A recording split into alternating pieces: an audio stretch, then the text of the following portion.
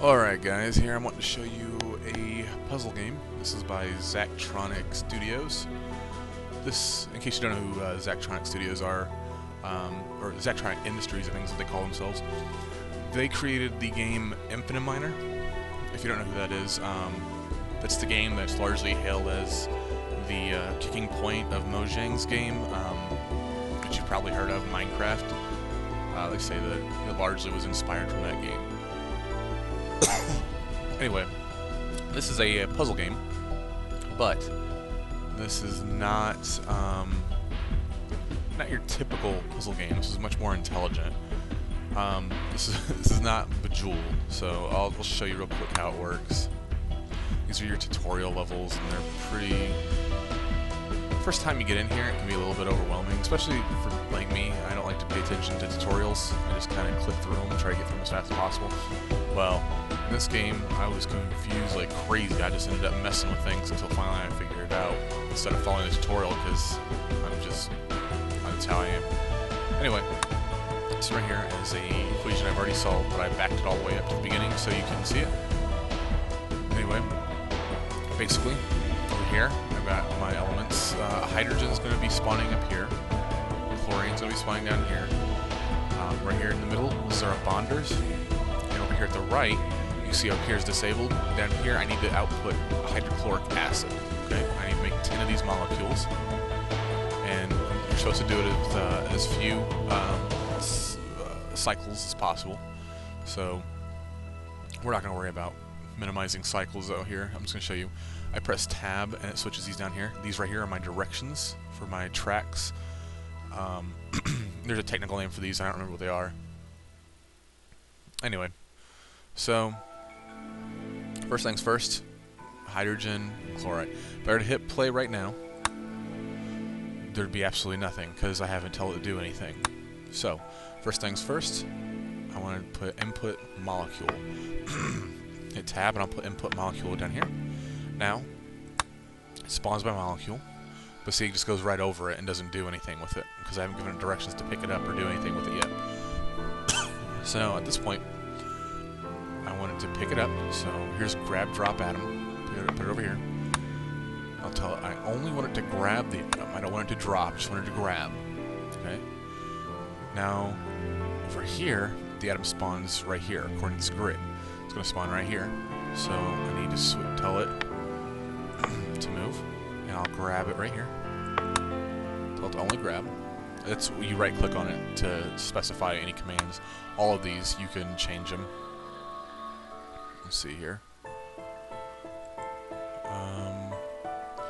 Now I need to get these molecules that are now being picked up. I need to redirect them over here.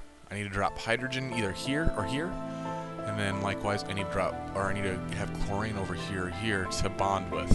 So what I'm going to do, I'm going to tell this to go down. Or no, it's the blue one. Anyway, tab. Telling this track to go down. What I'm going to do, I'm going to use up here. This is the easiest one, I think. Really, it doesn't matter. I can go down here too. Anyway, tell it to go over here. Now I want it to drop the molecule here. Okay. So drop. I'm going to tell it to go back up. And tell it to restart all over again. So now this is in a loop now. Okay. This one right here grabs this, but then it just keeps going. I need to bring it right here. So now here's the issue. You're not supposed to ever have the two molecules pass over each other, like it, because it just can't do it. So hit tab. So let's go this way, right? And we'll come up here. And this is where this molecule is going to be dropped. So what I'll need to do is tell it to bond here. Alright, now at this point, this dropped atom will bind with my chlorine and make hydrochloric acid. So now tell it to go over here to a reactor because I need output over here. Tell it to put it in these two squares. So there. Grab drop atom, put it right here. right click, tell it to drop it right there, and then we can restart. So that's how the track looks. Okay, now one of the issues we're going to run into is you don't want one track to get ahead of the other. If one track gets ahead of the other, it'll drop multiple, eventually it'll drop multiple of the same atom here, and that's going to be a no-no. We can't do that. So we need to make sure that things are synchronized. So there's a synchronize button here. So right here, where it's synchronized. Now what this tells it to do, at this point, whoever gets there first has to stop and wait for the other track to reach that exact same point before they start up again. So that point and that point, so they'll stop. Whichever one gets here first will stop and wait for the other one, and then they'll continue. And this will drop it, and this will bond at the same time and take it and put it over here. All right.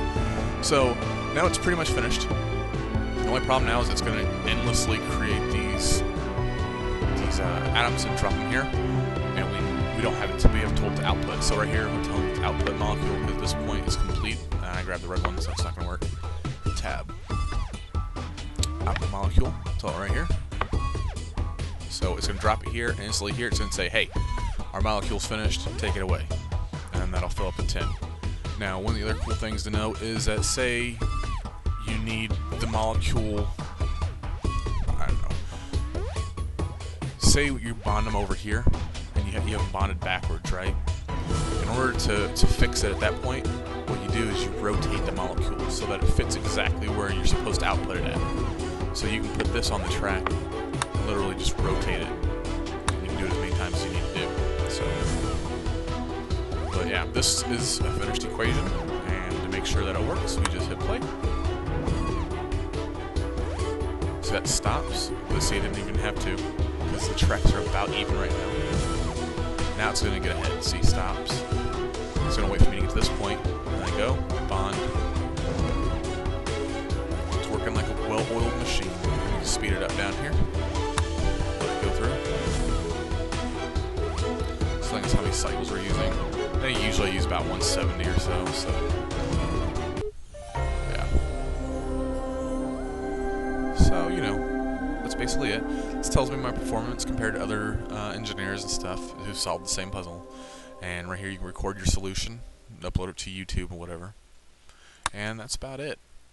But yeah, it's you know, it's a pretty clever puzzle game. It's very addicting, and the music is amazing.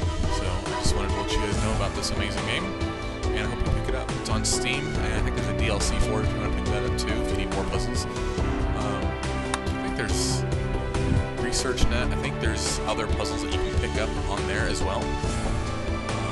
But yeah, it's a really neat game.